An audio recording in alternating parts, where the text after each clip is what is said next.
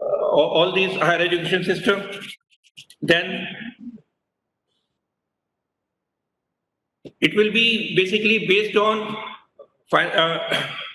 there will be light but tight, and not a very complex system. And next is the accreditation, National Accreditation Council. It will be based primarily on public self-disclosure, and this will be supervised. In fact, NAC will be given the role to identify some more cluster of institutions which will again act as the accreditor, and they will all these independent ecosystem of accrediting institutions will be owned and supervised by NAC. And it is thought that over a period of about 15 years that institutions will strive for to achieve the highest level of accreditation, and beyond that we can shift to a binary system of accreditation where we can say yes or no, accredited or non-accredited. So the third vertical will be the Higher Education Grant Council, which will be given the purpose of disbursement of grants to the institution for their development and the scholarship and development fund. Then there will be fourth vertical, which has been General Education Council, where all standard setting bodies, they will be the members, for example, and the role of this General Education Council will be to define and frame the expected learning outcomes, and basically the National Higher Education Qualification Framework and National Skill Qualification Framework. There will be integration. So general education and vocational education will be integrated. And all these professional councils will play their role within their domain, and they will lay down the curricula and standards and coordinate between the teaching, research and extension. This will be their role. And this, as I said, this functional, this revised system of architecture which is proposed under NEP, this will give the functional separation and eliminate the conflict of interest. And also it is proposed that there will be no distinction between public and private HEIs as far as the quality standards are concerned. And the underlying principle of all these regulatory bodies, there is a very transparent and efficient system with a public disclosure, and where there is a case of false disclosure, there will be stringent punishment actions and penalty provision should be there. And also one of the most important point is curbing commercialization of education also.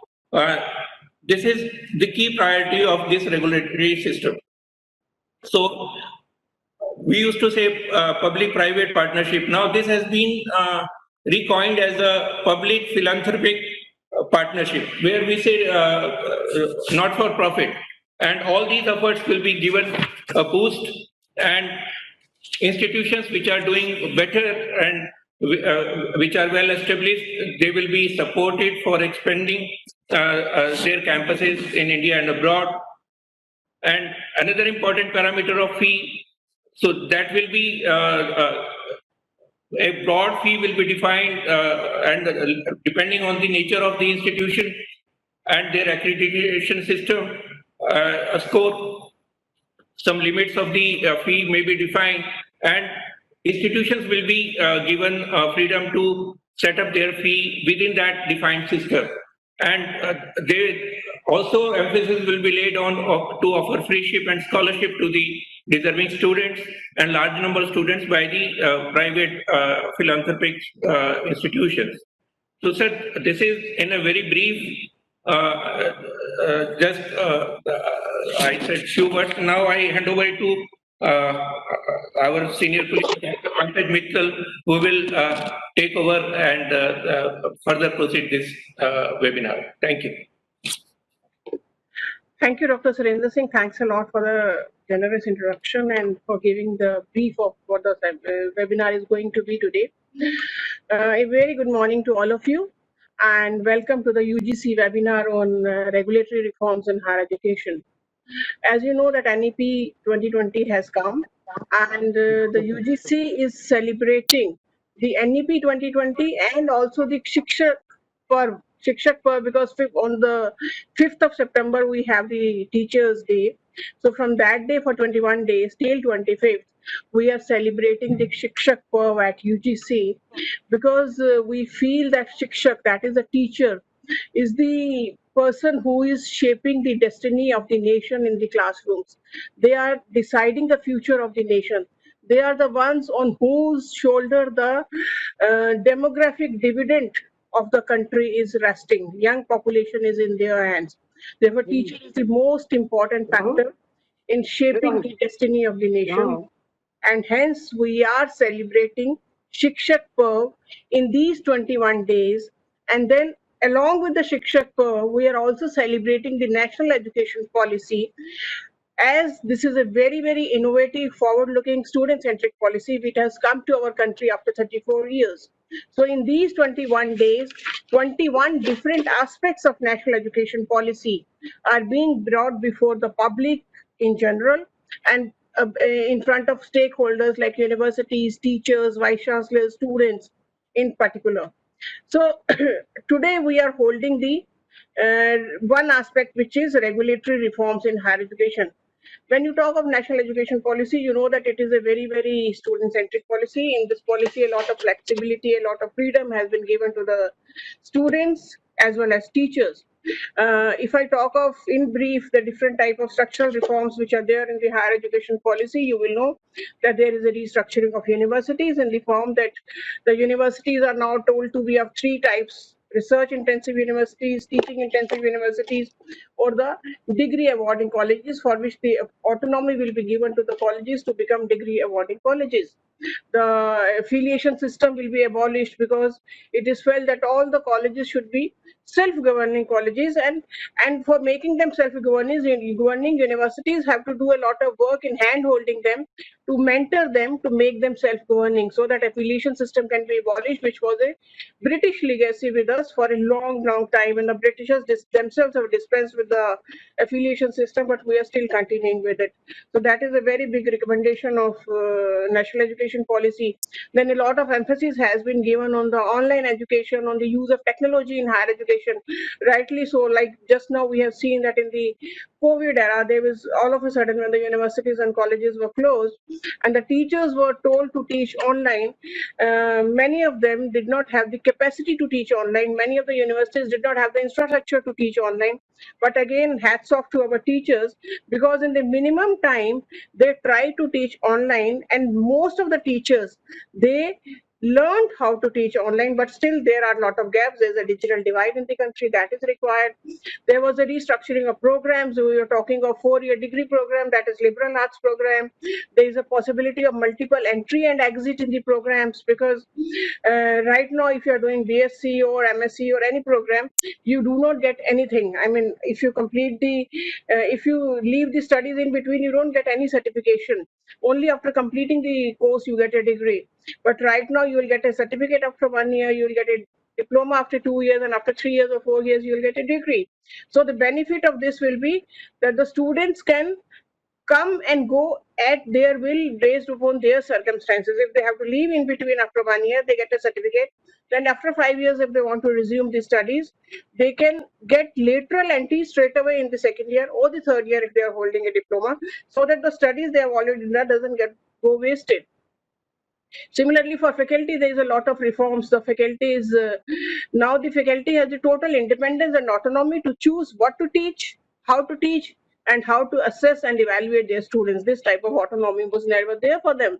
And then for the ones who are really doing good by way of good teaching or by way of good research, there is a flexibility of fast track promotion. There is a option of giving them rewards or some sort of benefits to recognize their good teaching.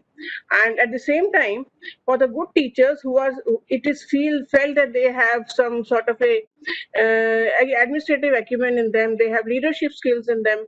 For that teacher, for those type of teachers, there is a provision to groom them so that they become future vice chancellors in a manner in which they are already having the sort of, they learn the nuances of how to govern a university. So those type of facilities are there for the teachers. And the biggest thing which was done was for internationalization. And in internationalization, it was said that 100 foreign universities, top 100 foreign universities, can set up their campuses in India. And once they can set up their campuses in India, it will benefit us in many ways, because right now about 7 to 8 lakh students go abroad for studies from India, and only about 46,000 come to India. Now these 7 to 8 lakh students who go out of India, they spend something like $2 billion every year. So that much of foreign exchange is going out of the country. So with these foreign campuses in India, it will be good for us, because those foreign exchange will be saved. They will be spending here only. The cost of living in India is less, so they will be saving on their cost also. Our own universities will have a lot of sort of possibilities of collaborations with these foreign universities. It could be in way of teacher exchange, student exchange, program exchange, any type of collaboration that is there. There'll be a sense of competition in our universities. And also we will also increase the foreign students, because for studying in these foreign campuses also, the neighboring country students will come to India rather than going to such far off places to study in those universities. So it will be beneficial for all of us. Similarly, we'll be setting up campuses abroad, and when we set up campuses abroad, we are promoting Indian knowledge systems, ancient knowledge systems, uh, our own sort of strongholds like Ayurveda, yoga, we can be promoting outside. So on the whole, policy is a very, very innovative, good policy. And one more innovative portion of the policy is the Academic Bank of Credit, for which there will be a different webinar on 25th. And please attend that webinar if you really want to understand that what Academic Bank of Credit is, and how the credits will be accumulated in that bank, and how the credits will be redeemed.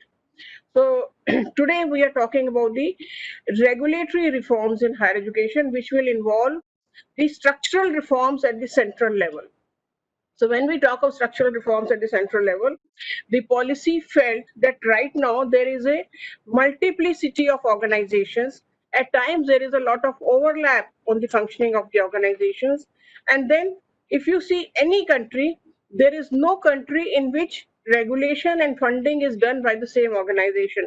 But in our country, regulation and funding was given to the same organization, that is UGC. So the policy tries to segregate these functions so that all these functions are performed by in a independent manner, autonomous manner, and the bodies so constituted are empowered to take decisions on their own. Therefore, the policy thinks of establishing a Higher Education Commission of India, which will be an umbrella organization. And under that umbrella organization, there will be four verticals. One will be National Higher Education Regulatory Council. This regulatory council, again, as Dr. Surinder Singh was saying, will work on the basis of light but tight regulation. That means full autonomy will be given to the universities to perform.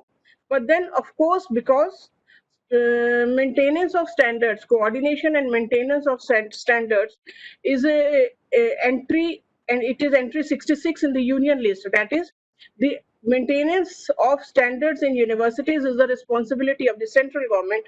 Therefore, this organization will ensure that the standards are maintained.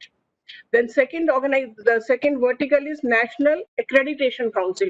Right now we have NAC, which is doing institutional accreditation. We have NBA, which is doing program-wise accreditation. But you can imagine when the council, this policy is talking about 40,000 independent colleges, which will be degree awarding colleges. When the policy is talking about the graded autonomy to all the institutions, when the policy is talking about constitution of board of governors in universities which are highly accredited, the purpose and the scope of accreditation will increase manifold, and the number of institutions as well as the number of programs which will come for accreditation will be much, much more. Therefore, a separate NAC is established. Professor K.K. Agarwal will be speaking about the NAC, and then you will be knowing whether the future will be program-wise accreditation, whether the future will be institution-wise accreditation, or it will be both, and how multiple accreditation agencies will be there to take care of the volume of the work, which will increase in view of the different recommendations of the National Education Policy. Then third will be Higher Education Grant Council. So Higher Education Grant Council will be the council which will be solely responsible for the funding of higher education institutions. So when you come to funding, so far, like I myself from UGC, we used to feel that funding and regulation go hand in hand, because you can regulate only if you have the stick of funding in your hand. But now the things are totally opposite. So how the funding will be done, whether it will be done on a sort of a grant in aid to everybody, whether it will be linked with some performance linked funding, whether RUSA will be subsumed in HEGC, all these questions will be taken up by Professor V.K. Jain, who will be talking about the Higher Education Funding Council. And lastly, the most important body, which is the Graduate General Education Council. General Education Council will be doing a lot of academic work. Academic work in the sense that what should be the curriculum of different programs, what should be the learning outcomes. I mean, the recently UGC made learning outcome based curriculum. So what should be the learning outcomes? What should be national higher education qualification framework? Because so far, in such a long history of independent India, we have not been able to make national higher education qualification framework, which means that if you are a graduate, what you are expected to know. If you are a postgraduate, what are you expected to know? So what is national higher education qualification framework? Professor R.P. Tiwari, who is a very, very senior member of the university fraternity, he'll be talking about the HEGC in a great detail, that what do you expect from the, sorry, not HEGC, GEC, General Education Council. Now, apart from that, because right now we have 17 statutory professional councils. So in future, what will happen to these councils? So two councils, that is AICT and NCT, they are being merged with HACI. So only two of these councils are merged. Rest of the 15 councils will be as it is. So when these 15 councils are as it is, they will not be sort of professional statutory councils as they exist today, but they will become professional standard setting bodies. So they will be renamed as professional standard setting bodies. Not only renamed, their functioning will also change.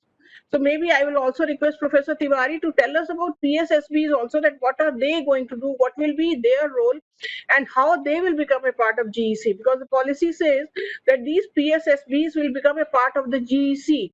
And when they become a part of the GEC, they'll be doing a sort of a, not exactly a regulatory role, but an academic role, because they will be telling, like for many professions, there is a license required for practicing. For example, in law, you need a license from the Bar Council to practice. In medical, you need a license to practice medicine. So what is required to get a license to practice? That will be done by these professional standard setting bodies. So these bodies will be very important, and again, they'll be not exactly subsumed in GEC, but they will be a part of GEC, or they'll be working together with GEC. Similarly, what will be the role of state councils for higher education? So all these questions, whatever question is there in anybody's mind with regard to restructuring of higher education, will be answered today